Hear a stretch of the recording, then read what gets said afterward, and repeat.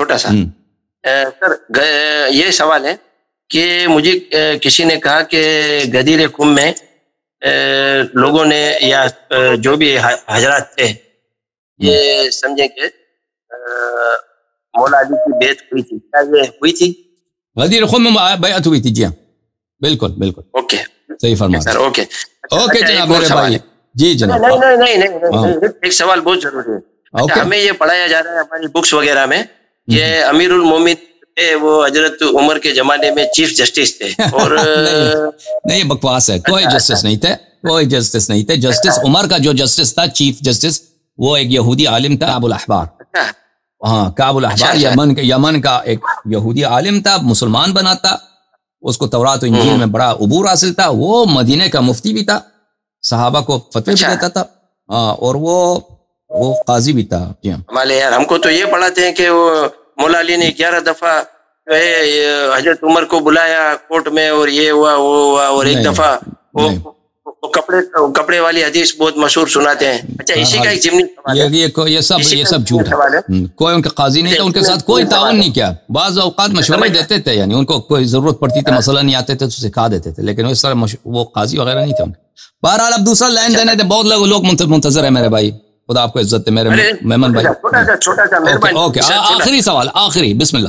آخری، okay sir, میں سعودی عرب جاتا ہوں تو انہوں نے وہاں جنت البقیع کے پاس ایک بورڈ لگایا ہوا ہے، اور سارے لوگوں کے آپس میں رشتے بنائے ہوئے ہیں کہ حضرت عمر کا علی سے کیا رشتہ تھا، علی کا ابو بکر سے کیا تھا، انہوں نے بیٹی دی، بیٹی، اور ایسا بھی کوئی تھا کہ حضرت علی نے عمر کی بیوی سے شادی کر لی اس کے وفات کے بعد، اور یہ تو سب بھائی ہیرو شکر تھے، اور تم کیوں آپس میں لڑتے ہو؟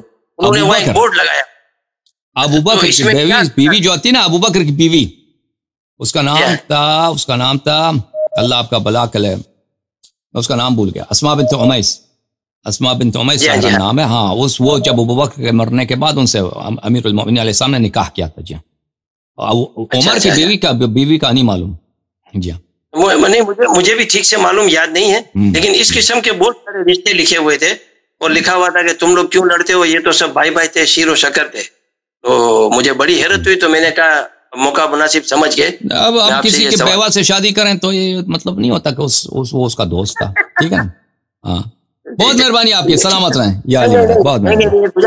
گزارش ہے، سوال نہیں ہے، حکم جی۔ اگر ایک منٹ گزارش یہ ہے سر کہ یہ جو لوگ آپ سے جو ویلوگ کرتے ہیں 2 گھنٹے چک چک کرتے ہیں نا، اس کا کوئی فائدہ نہیں ہے۔ آپ جو ہے نا میرے جیسے راگیر جو عام عوام ہے نا، ان کو فوکس کریں، آپ ہماری بات سنیں، اور یہ جو ملے بیچ میں آتے ہیں نا باتوں کو الجھانے کے لیے، یہ خواہ مخواہ جو ہے ڈیبیٹ کو 2-3 گھنٹے پہ لے جاتے ہیں اور دماغ خراب کرتے ہیں، جس سے جو ہے نا ہمارا پروگرام ڈسٹرب ہوتا ہے۔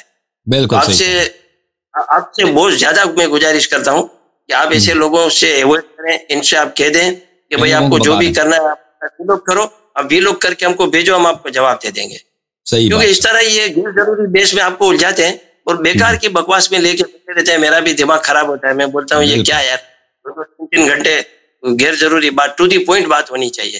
یہ میری آپ سے ریکویسٹ ہے، آپ بھی مجبور ہو، کوئی آدمی آپ کو فون کر لے گا تو آپ بھی کیا کرو گے؟ آپ اس کو ڈانٹنے سے تو ہے، ٹھیک ہے نا؟ ٹھیک ہے سر، آپ کی آواز سنی بہت خوشی ہوئی، انشاءاللہ سوال ضرور آپ کو رہیں۔ بہت مہربانی، سلام، خدا اللہ آپ کو سلامتی دے، بہت مہربانی آپ کی، بہت مہربانی، اور عزیز، بہت مہربانی۔